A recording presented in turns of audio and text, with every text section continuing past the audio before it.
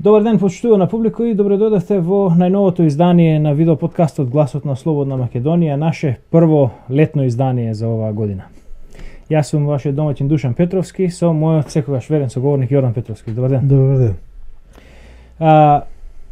Еве, сега си уште свежо твоето гостување вчера на Заспи ако можеш, кај Горан Момировски и Драган Милосављевиќ на Алфа телевизија, да им се заблагодариме на водителите што се осудија да те поканат и ти дозволија едно половина час слободно да говориш за не стаса да говориш за она што впрочем беше договореното, едноставно нема време. Меѓутоа, тоа ќе биде наш обид денеска, тие работи кои што не успеа да ги доискажеш. Значи, повод за темата која што сакаше да ја водиш, односно разговорот кој сакаше се води, беше интервју на Љубомир Фрчковски за што е ова, Нова ТВ. Да. Или порталот Нова, каде што тој со неговата другарка Билјана Секуловска Ива повторно си водат они нивни пропагандистички муабети дека лустрацијата била превара, дека лустрацијата била линч, злостор, јавно жигосување, прогон на непослушните против режимот на Груевски и така натаму. Меѓутоа, сето она што е главното е што всушност таа групировка која што е засегната со лустрацијата, впрочем, ја извртува целата поента на самата резолуција 1096 и што е лустрацијата во рамките на таа резолуција. Точно така. Сега, значи, тоа ќе биде тема на овој наш разговор, кој што ќе потрае можеби неколку епизоди повторно. Ќе почнеме сега оваа епизода, ќе ја започнеме со како вовед ќе биде твоето гостување кај Момировски. Ние потоа ќе се вратиме во студиото тука и ќе довршиме она што остана недокажано. Да. Ако се слушаме, Јордан, добро вечер од Канада. Добро, ајде, Јордан Петровски да кажеме, првиот македонски дисидент и можеби единствениот автентичен македонски дисидент. За нашите гледачи кои што не ве познаваат добро, како се случи и кога, да почнеме со таа ситуација, кога се случи вие да избегате од Македонија практично? Ја забегав од Македонија на 4 декември 2000 година. Да, што претходеше на тоа? Што претходеше? Прогон и од СДБ. Затоа што сум бил, барем потоа разбрав по досието, инаку не знаев тогаш што е работата, по досието разбрав дека сум бил, затоа сум бил близок со ВМРО ДПМН. Ти сум бил финансиер на ВМРО ДПМН, на МАК и на Лигата за демократија. Ова стои во досието. И полицијата, СДБ, јас прв пат имав контакт. Досието е почна да се води 1992 година, а првиот контакт, првиот службен разговор во СДБ го имав 1996 година. Значи 4 години јас немав никаква врска дека некој ме следи или дека некој имам досие. На тој разговор 1996 година ми стана јасно дека сум следен и добив тој разговор траеше скоро 6 или 7 часа. Имаше виши инспектори од Скопје дојден. Само можем да прекинам за да биде појасно за нашите гледачи.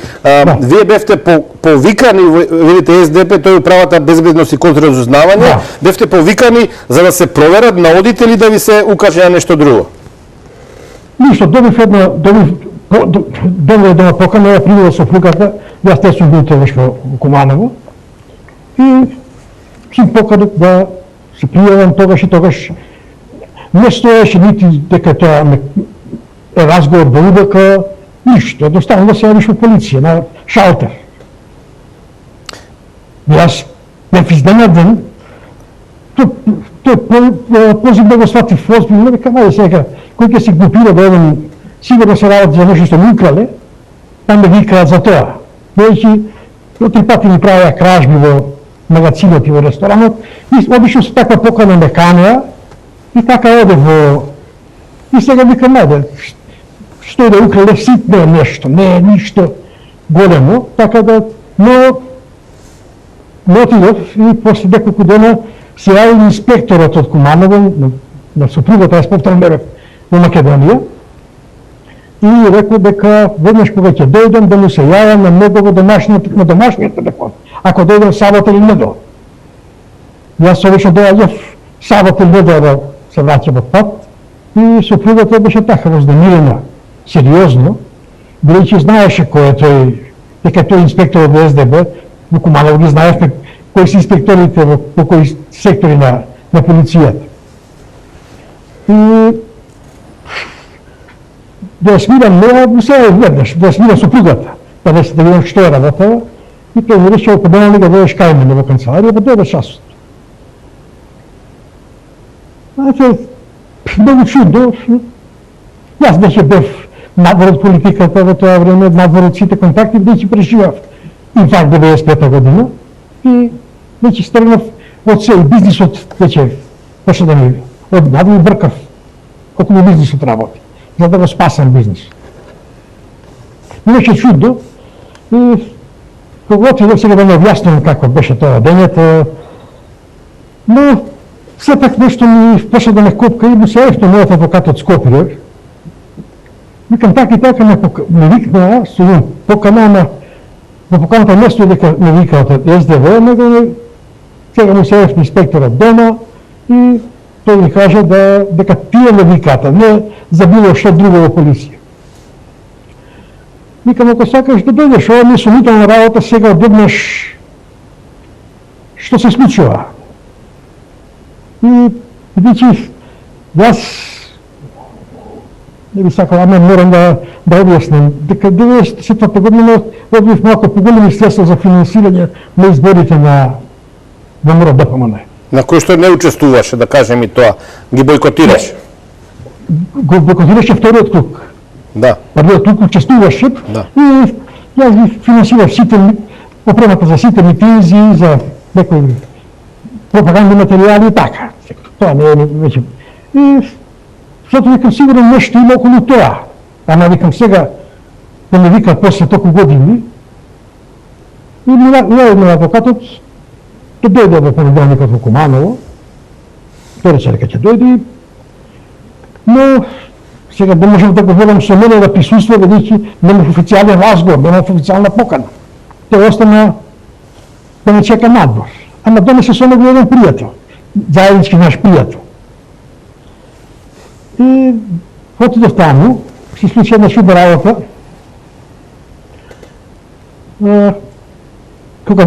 Кога се влегува во полицијата во Куманово, тоа е на тесна улица и се гледа во целото зградата на СДВ.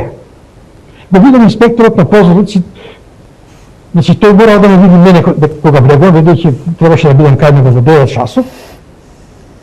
Јас 5 минути порано отидов и тој ме виде дека доаѓа. Се пријав на рецепција, дадов поканата, бидејќи не знае кој ме кани. Бидејќи Куманово е мал град, се знае не сите. А ми вика, што, не знам кој те кани, вика, ама што е работа?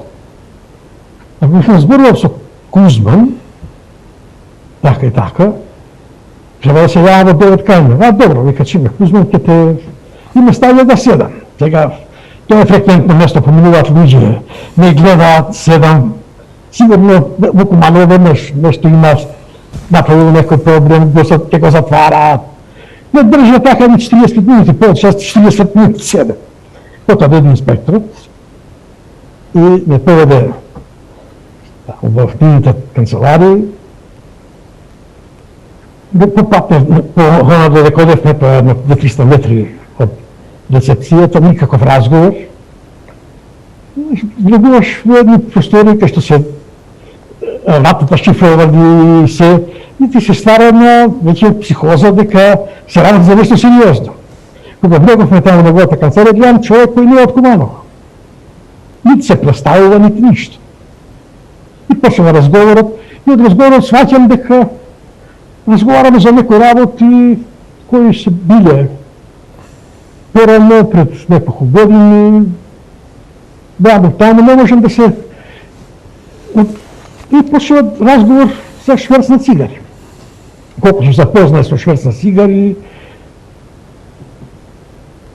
и ми станува јасно, ама и ја вртат околу, пак целиот разговор се врти околу ВМРО ДПМНЕ. Ми станува јасно дека нешто се подготвува, бидејќи јас никогаш не сум учествувал никој шверц на цигари, никогаш не сум имал работа со тутун. И, кажам, 6-7 часа беше разговора. Еден куп работи, моите активности, тој свршува за Григоров, моето мислење, јас оно што била за Григоров, дека неголемиот застапник на Македонија, дека е неголемиот виновник. И заврши разговорот и ми вика, добро, се договора свика со инспекторот, од Скопје, со висши инспектор, нема да се оддалечуваш никаде во овие 7 дена, ќе останеш тука. Ако се одиш за изличка, ќе те затвориме, ќе те го апсиме на граница. Кажам правилно, и сега излегувам надвор, во ден, што не секаш адвокатот тој пријател, и адвокатот ме прашува, што е кон така многу чудно работа, дека нешто е многу сомнително дека. Нешто како да се подготвува на ВМРО некоја местенка. Ме прашува за некој работа за која јас немам никакво учество, нити ги знам до крај доволно, но поради некои работи што се случувале во Куманово, мал град, знаевме во Кумски комбинат дека се прават фалсификувани цигари. И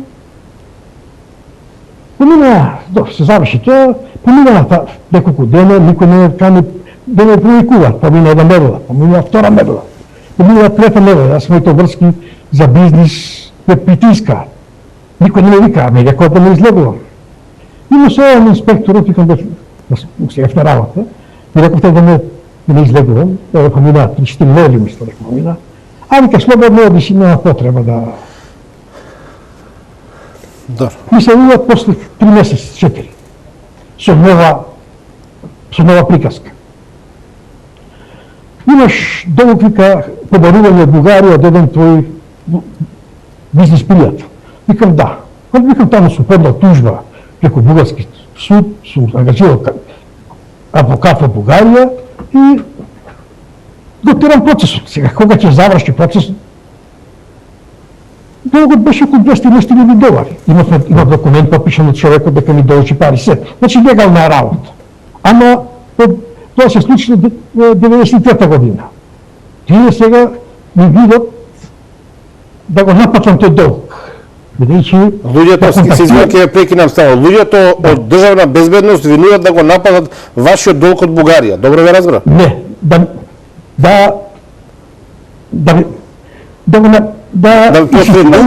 посредуваат за да вам ви биде платено. Во една смисла посредништво. Ќе обяснам, дека е голема приказната. И вика, ќе се јавиш на амбасадорот бугарски, ќе помораш преку него да ти помогне во напатата на долгот. Вика, го знаеш? Викам, да, го знам, бил еднаш кај мене во ресторан, а не бил мој гостин лично. Го донесоа луѓе од театарот во Куманово. После представата на Любиша Гюрески согласеме. Тој бил гост на представата, го донесоа во ресторанот. И нормално, со Любиша бевме многу блиски пријатели, по кој не одбор да го прости. Со директорот на театарот во Куманово исто така бев близок и јас од Куртоазија, на сите гости кои биле кај мене во ресторанот од некој такво ниво, на представници на странска држава, амбасадори, било кој, сум им подарувал по нешто од нашето производство на компанијата која работеше трикотаж. И викам, јас немам број од него, тогаш сум контактирал со него, тогаш со него не сум се видел. Аки да ми е број. И веќе почна да ме заинтригира работа. Може ли сега тука да се вратиме на поводот практично за овој разговор? Јас подолго време со вас ние сакавме со Драган да ве поканиме на разговор во студиово, преку Zoom се разбира, бидејќи сте во Канада. да повторам уште за нашите гледачи кои што можеби подоцна се вклучиле, Јордан Петровски, човек кој што важи за еден од првите македонски автентични политички дисиденти, човек кој што е првиот кој што добил политички азил во некоја западна држава, зборам по 99-та година, човек кој што да кажам и тоа дека во последниве 7-8 години вие сте постојано присутен со помош на социјалните мрежи и со помош на вашиот сајт Котле, каде што обработувате теми поврзани најчесто со активностите на тајните служби, следењето и така натаму.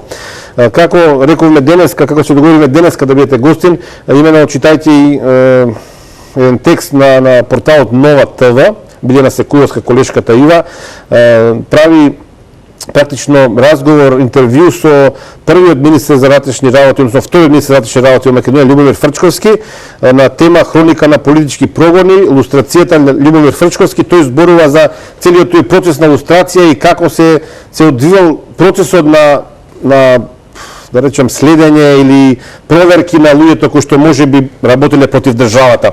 Тој таму во тој разговор, ако добро сватив, зборува за еден или двајца луѓе кои што биле предмет на следење, но вели дека се работи за луѓе кои што биле поврзани со великоалбанскиот национализам, борци за голема Албанија и великобугарски, да речем, национализам или луѓе кои што сакале Македонија да ја обединат со Бугарија. Вие од тоа што го знам јас и покрај тоа што сте многу критичен со секоја власт и со ова и со претходната на ВМРО ДПМН и претходно важите за прилично реален, неутрален наблюдувач на македонските настани, нема за вас никакви информации, ниту индиции дека ниту за великоалбанската идеја сте работеле, се разбира, но ниту пак за Бугарија. За вас важи дека секогаш сте се занимавале со желбата, да речам, да Македонија биде независна и стабилна држава.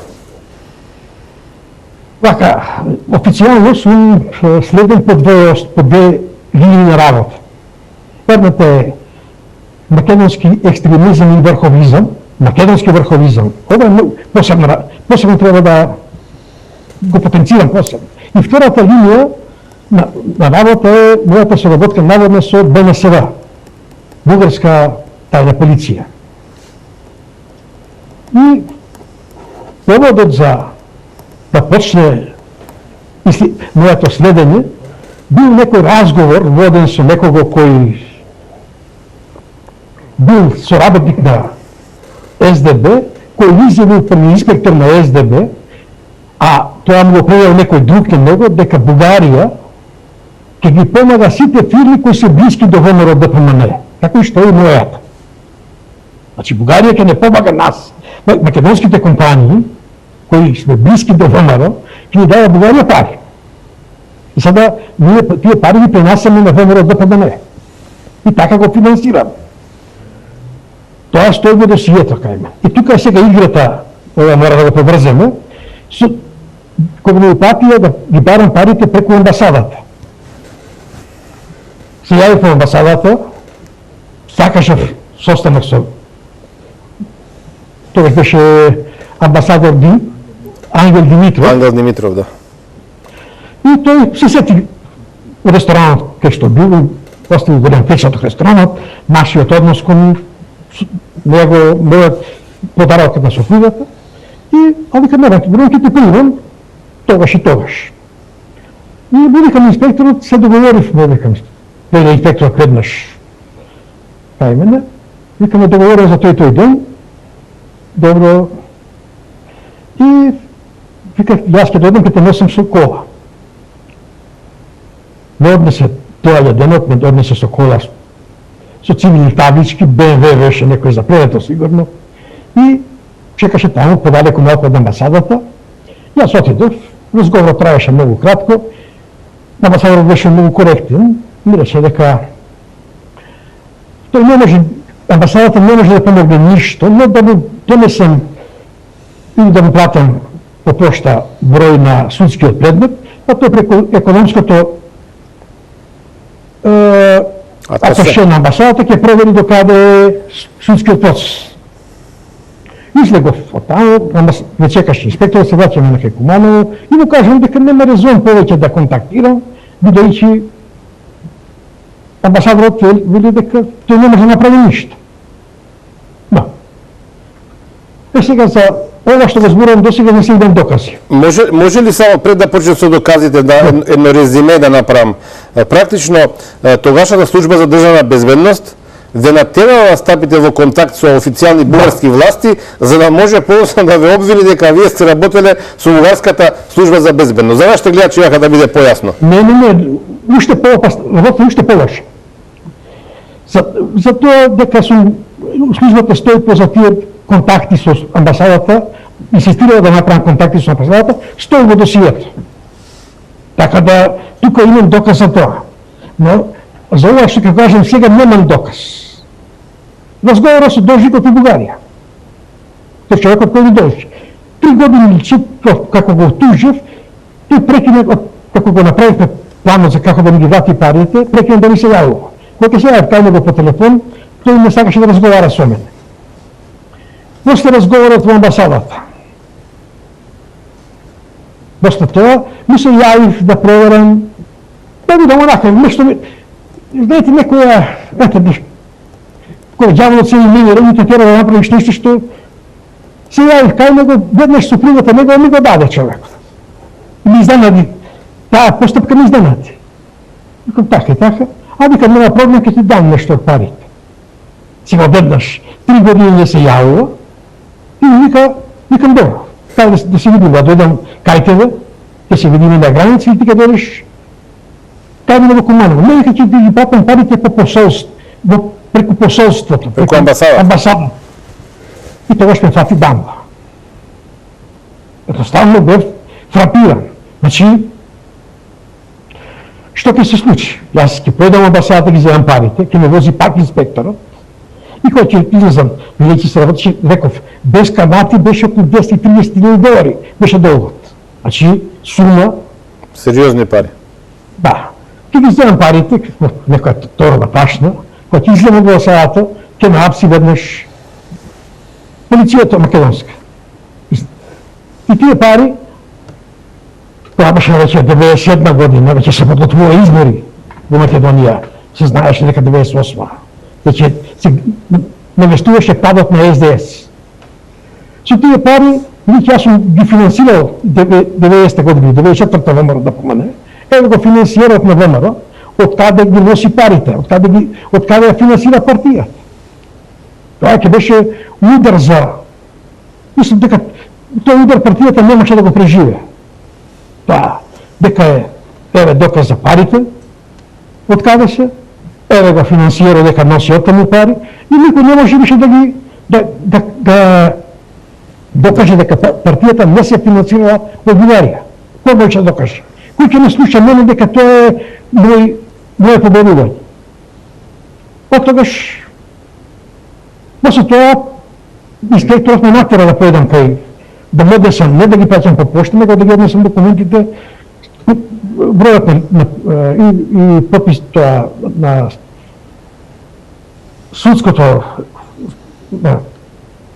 судењето и договорот кој беше подпишан од должникот. Не ги однесов, пак ме возачи инспекторот, не ги однесов да ми гледат на амбасада, го оставив на рецепција, да се каде да го малтретирам амбасадорот, и се вратив назад, ме донесе инспекторот, и тогаш почнав да сватив што работела. Се обидов со нив да не ми дадева, тој кам завршив работа, дадов на амбасадорот, но тие почна да доаѓа по ресторан кај мене. Во досието пише многу јасно зашто почна да доаѓа, да ме компрометираат пред моите пријатели. Значи веќе тие сватија дека јас не сакам да издржам задачата. Немав друг избор. 98 година во мај успеав да со новинарот кој го пишуваше текстот ми се најути зашто објавувам дека тој го пишувал текстот за ова случување. Сигурно човекот има проблеми и нема да спомнам, но текстот е објавен на 28 април во неделникот Денес, 1998 година, во кој ја објаснува случката за тоа дека СДБ игра за да ги докаже дека ВМРО ДПМН е финансирала Бугарија. Вестникот излегува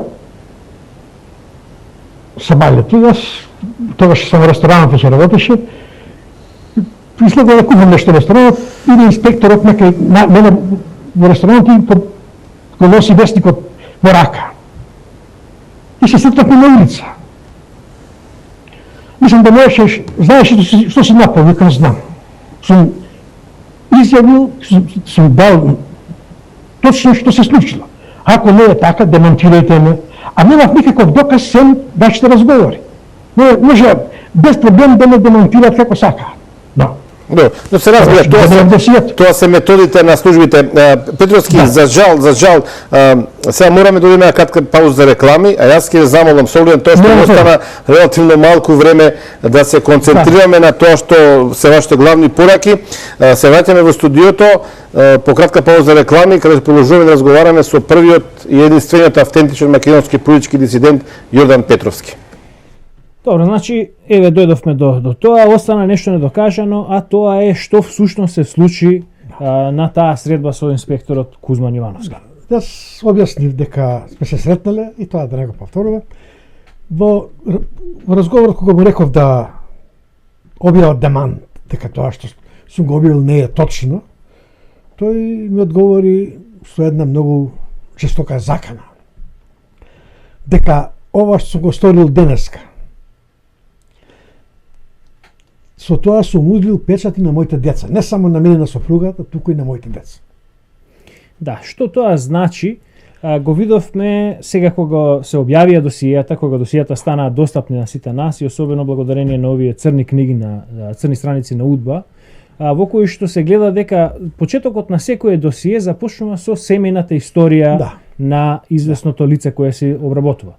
И тука веднаш започнува уште на самиот почеток на третманот, лицето започнува со диференцијација по семејна основа. Сега уште тука, за да станат работиве до крај јасни, да нема непознаници, кај мене постоеше надеж некоја, иако ја примив заканата, сепак човечки беше да се, секој човек ќе почувствува непријатност и страх во таква закана. Бидејќи сум читал книги за Голи оток, сум патувал, сум разговарал со луѓе кои ги виделе тие злостори што биле ги преживеле, злосторите на Голи оток. Сум читал книги за Сибир, за поднесувањето на Сталин, на Ленин. И нормално знаеш дека тоа е таа тајна полиција. Имав надеж дека еве ќе дојде до промена на власта. Единствен кој знаеше за сите овие повикување мои на сослушување и одење во СДБ и за игрите кои беа местени околу бугарската амбасада, беше само Љупчо Георгиевски. И се разбира, мојата сопруга, никој друг, не никој друг, адвокатот, но не се до крај. Бидејќи, малце пак е направена дигресија, јас во минатиот разговор споменав дека ми беше кажано да не одам никаде, дека ќе ме викаат во таа недела, што за една недела ќе ми повикаат повторно на разговор и таму во досието стои дека планирале да одам на некоја си таму во втора управа да ме подготви за некој работи. Така беше некако, сега може би грешам. Да, па тоа е твој прв информативен разговор каде што отприлика почнува да се прави диференцијација дали сметаат дека може да те превртат во нивни соработник или ќе треба да продолжи. Тоа јасно тие го непријателската во досието јасно го пишува. Да. Дека сум западнал во материјални проблеми. Да. И дека сум поради тоа си повикан на информативен разговор и сега значи на тој информативен разговор треба да се утврди дали треба да се менува нивното поведение кон тебе, нивното држење кон тебе, тоа е формалниот нивни жаргон. Значи дали нивното држење кон тебе да се смени или да остане исто. Ако се менува, тогаш значи ти си покажал некакво покаяние за твојата грешна дејност од тогашна. И си сега си подготвен да вршиш задачи за нив. Но тие кон мене тогаш со ништо не кажа дека јас сум следен пред тоа. Да. Така да јас не знаев дека постои некое обвидување за мене. Друго ќе беше да имав јас пред мене да ми каже да, ти си следен, обвинет си за соработка со бугарски служби, обвинет си за македонски национализам и екстремизам, македонски екстремизам и македонски врховизам. Ништо, јас не добив никакво од нив, никакво известување дека постои нешто за мене. Да. И сега, како можеш да... Тој разговор го сватив повеќе како да бараат некоја информација од мене. После во токот на разговорот, јас сватив дека нешто се подготвува, бидејќи ВМРО беше премногу тема на разговор. И сватив дека нешто се подготвува. А јас во ВМРО веќе после инфарктот, после изборите 1994 година, прекинав да контактирам.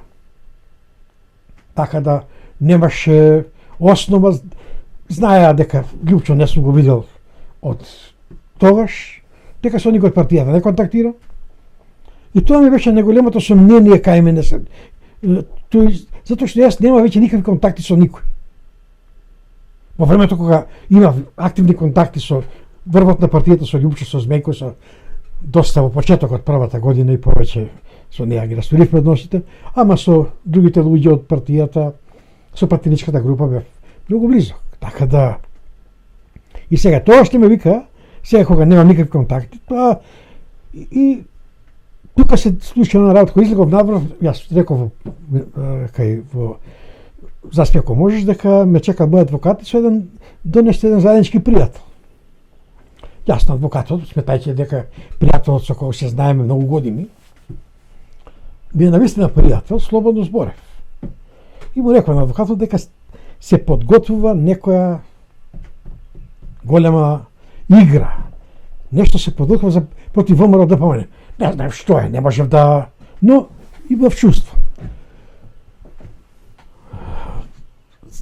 Потоа кога го добив досието, ми стана јасно зошто не сум повикан првата недела. И зошто повикот беше после неколку месеци, на повторен разговор. Пријателот мој го видел во досието. Тој бил соработник, пријателска врска бил на... Значи бил свесно пратен, повикан да дојде во Куманово.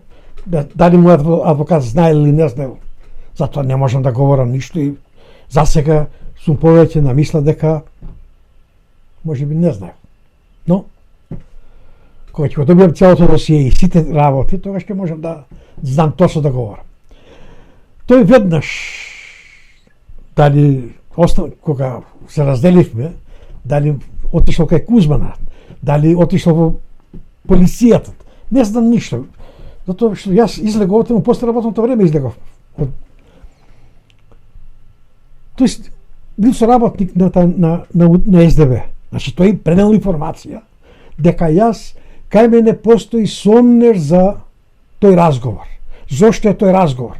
Дека имам една, како да кажам, еден сомнеж дека тој разговор ќе носи нешто многу подлабоко и поголемо. И затоа, кога ме викна на вториот разговор, во септември, така некако беше, јас тогаш веќе одев многу поподготвен. Периодот што не ме вика, и беше јасно дека нешто се случило, не знам што, но нешто дека има. Бидејќи, ако ти кажат дека не смееш да излегуваш од градот, дека ќе те викаат за 7 дена, и да те викаат, а со закана, ако се обидам да излезам, од Македонија ќе ме апсат на граница. Значи, издадена е за мене потверница на граничните премини.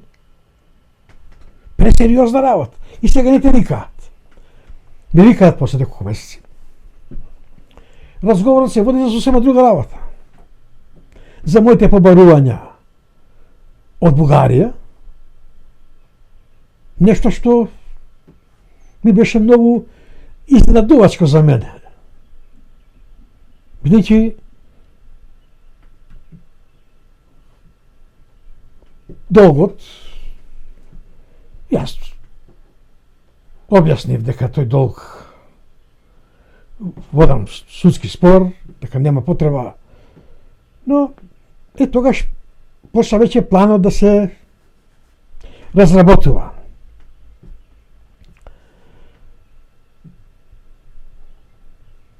На првата средба мислам дека ми рекол. Уште тогаш веднаш дека треба да се видам со бугарскиот амбасадор. Инаку тоа е бугарскиот амбасадор Ангел Димитров, кој што денеска е председател на комисијата за решавање на историските прашања од страна на Бугарија. Да. И бидејќи ме заинтригира што е работата, веќе од мене не бара ништо да кодошам некого, да следам некого, да туку едноставно јас бев во прашање и јас можев да одлучам кога ќе прекидам и што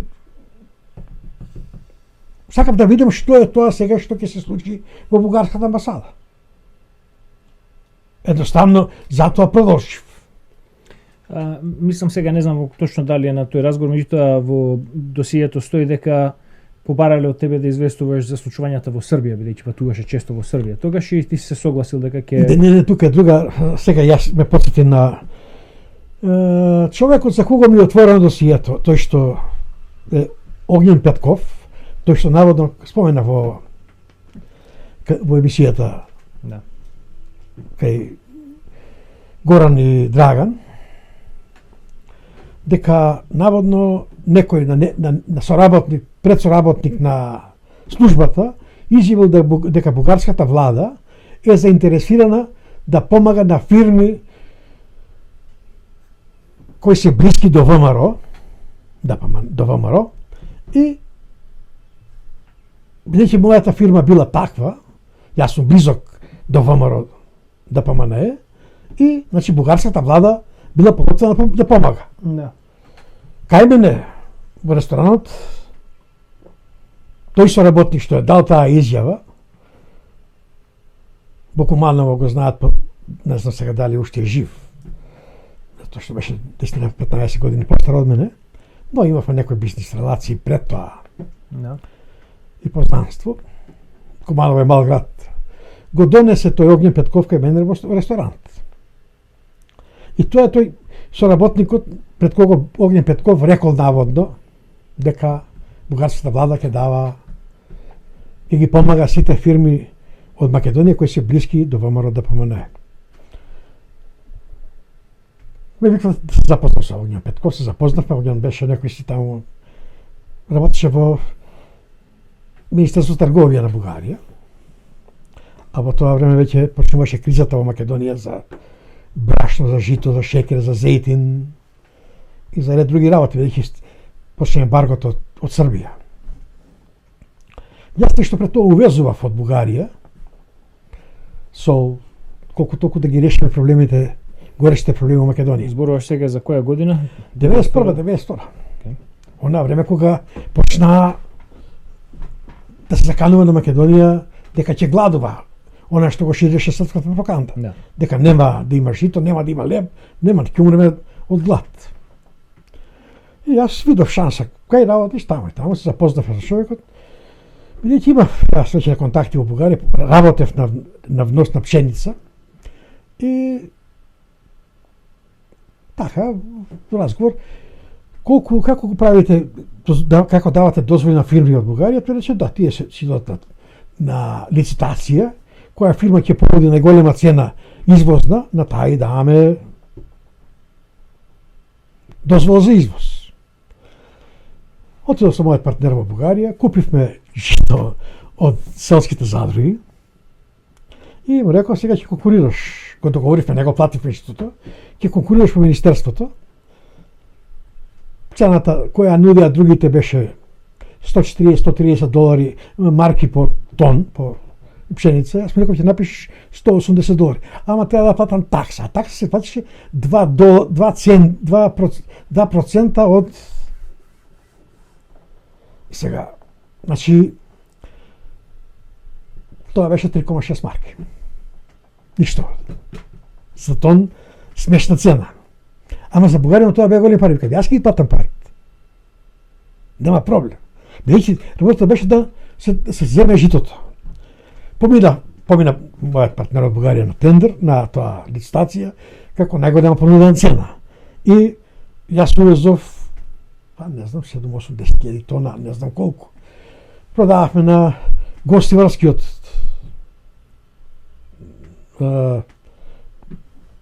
млин, на жито Полок се викаше, на Жито Македонија, во Битола продававме. Во тој момент бев најголем увозник на жито. И со човекот имав уште еден контакт. Ми требаше сертификат од Бугарија да извезам една количина на бакар во Италија. И тоа добив без проблем. И толку. Со него никогаш повеќе не сум имал средба. Инспекторот ми рече дека Огњен Петков се наоѓа во Белград. Во трговското треше, баш кога почна демонстрациите против... Да, тогаш беше времето кога беа, значи, ти кога си повикан на информативен разговор, тоа е 96-97, е во времето кога имаше веќе демонстрации против Милошевиќ во Белград. И сега, токму мислам дека на тоа се мисли кога побарале од тебе да ги известуваш за случувањата во Србија, е во однос на тоа. Да, во однос на тоа. И сега, ми вика, иде, ќе одиш кај Огњен Петков, пошто вика, одиш, секогаш често одиш во Белград, во Србија, јас имав таму неко побарување, морав да одам Нови Сад, Белград. Ќе појдеш кај Огњен Петков, ќе зборуваш со него за наплата на долгот. Ми стана јасно веќе што е работа. Јас. После неколку дена отидов кај Огњен Петков, мислам една недела, две, кога ми се... Не могу ни знаев телефонот таму во Белград, најдов каде е бугарското представништво, се пријавив на рецепција, ми рекол да почекам малку, ме прими Огњен Петков, викам така и така, што вика се видовме по стоку години, добро вика што не си ме заборавив и ја нешто заборавил. Така, викам бе така и така, чујам некој побарување од Бугарија, јас немаш да помогнам ништо тука, и толку беше разговор, благодарам Огнен, и веќе ми се створи што ќе му кажам на инспекторот. Јас веќе направив план. Кога се тргнав за Куманово, доаѓам у Куманово и ме чека инспекторот. Викам без бевка Огнен, не може да им помогне ништо, бидејќи многу е зафатен со случувањата во Србија. Не стопе, викам, активен, гледа, слуша што се случува. Абе, кога му реков тоа, мислам да не му беа ушите, на смевката, устата му се спроја околу главата. Значи, сватив дека сум погодил во нервот, го погодил. Точно сум погодил што му било поентата. Викам, немам што да одам кај него повеќе. Викам, човекот ме едноставно ми кажа дека нема време да се гледаме повеќе, бидејќи не се знае кога е во канцеларија, кога е надвор. Така некоја смисла. И тогаш стапи на сцена бугарската амбасада. Ангел Димитров, да се оди кај него. Ми беше јасно веќе дека постои тука некоја игра. Сакав да видам дали и Ангел Димитров ќе се однесува исто или како ќе се реши случајот со Ангел Димитров. Со Огњен Петков веќе го видов решението. Го објаснив целиот случај во... Мислам, како одеше одењето кај Димитров, кој ме возил, да не го повторувам сега тоа. И објаснив слушањето со мојот партнер од Бугарија, дека парите треба да ми ги даде во посолство. Така да, еве, тука би го завршил овој дел. Но, ќе повторам повторно.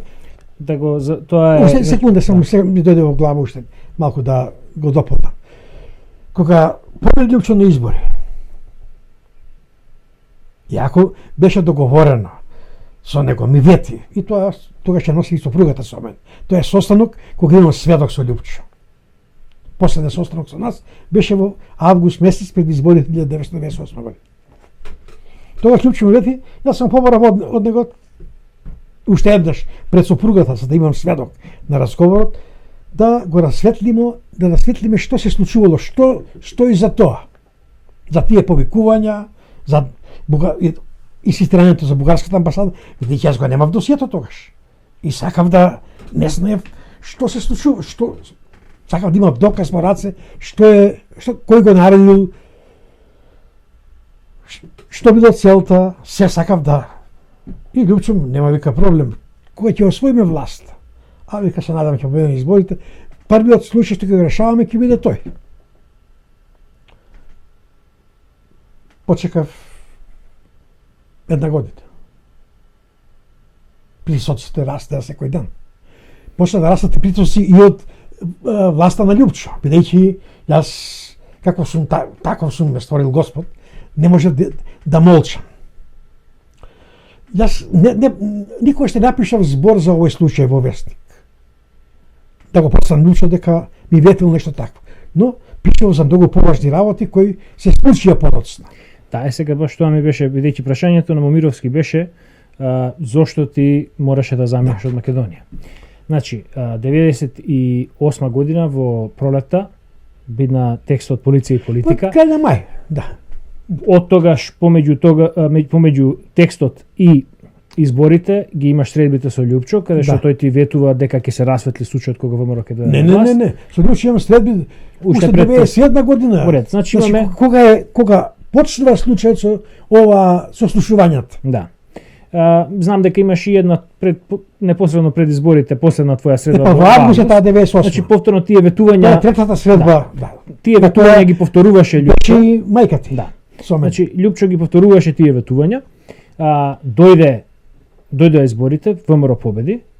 Владата се формираше пред да заврши 98 година. Да.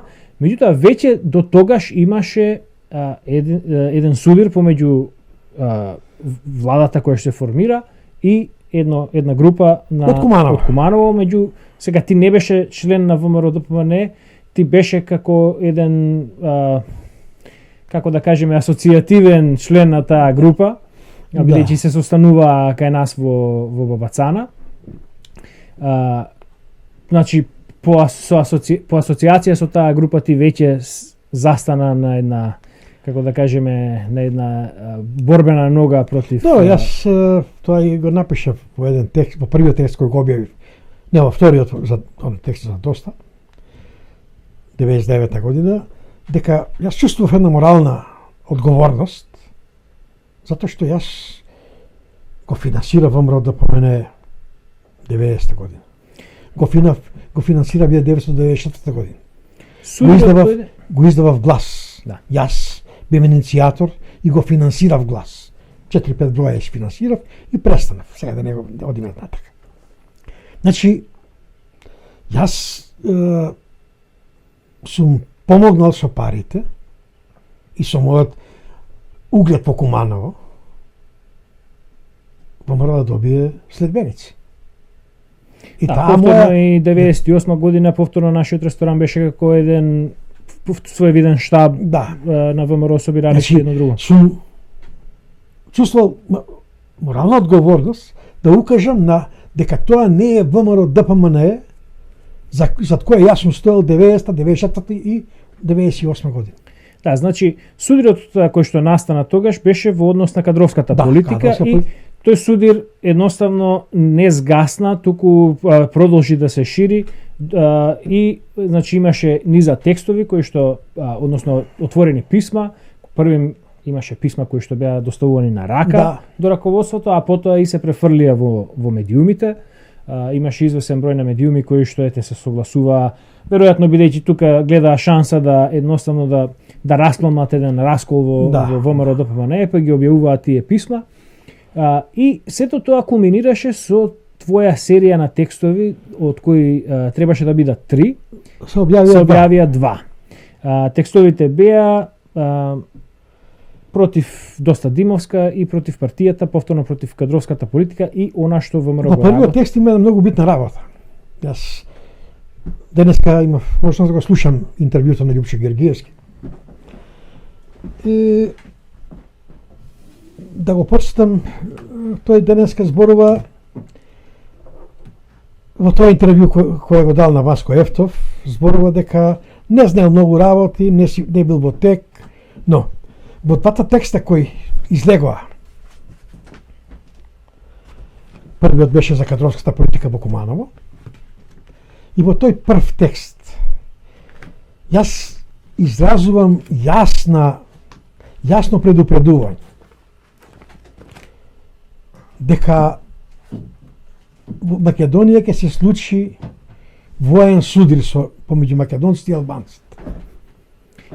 Да, Тоа не го кажувам во една завиена форма, бидејќи не смеев да кажам, очекував дека после тој текст, Љупчо ќе ме повика.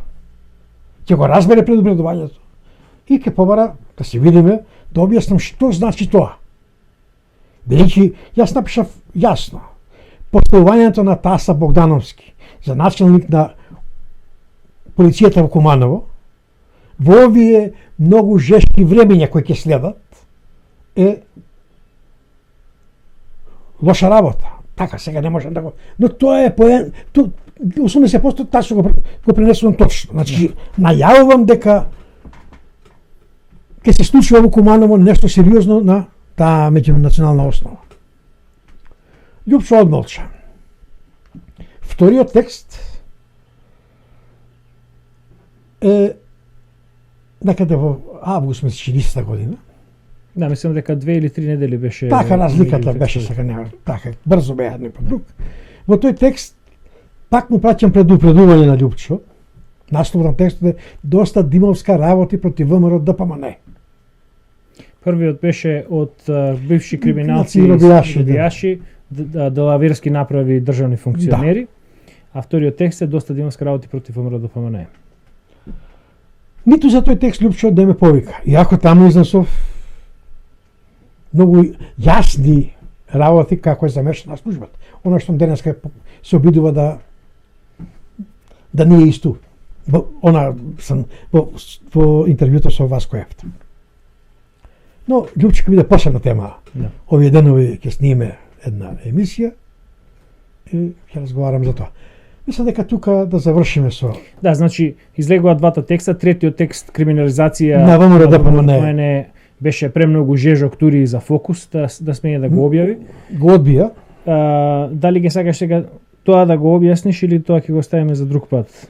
Тоа кога ќе збориме за Љупчо ќе го објасним. Добре, ќе го оставиме за друг пат. Значи, тоа се случува помеѓу пролетта 98 и летото 99. Ние заминавме од Македонија. Јас заминав прв во август. Не, ти за 2000 година заминав. 2000, да. Да. Во август 2000 година, Петар во септември, вие на почетокот на декември. Значи, но тие месеци. Значи имаме одлуката беше донесена веќе во септември 99 година, да. Дека веќе мора да се одиме. Да си одиме. Да бараме. Значи таа година од септември до септември 99 до 2000 година беше барање на решенија како да се излезе. Да. Причините, значи што беа? Овие текстови кои што беа објавени, значи трите текста плюс оние писмата на групата од ВМРО ДПМН од Куманово, беа проследени со што? Со закани, со ликвидација на мене, на вас, доаѓа група ракетари, Раце Русевски, Игор Јук, покојниот Мујо, други ситни, поситни од нив. И треба да живееш под јасни закани.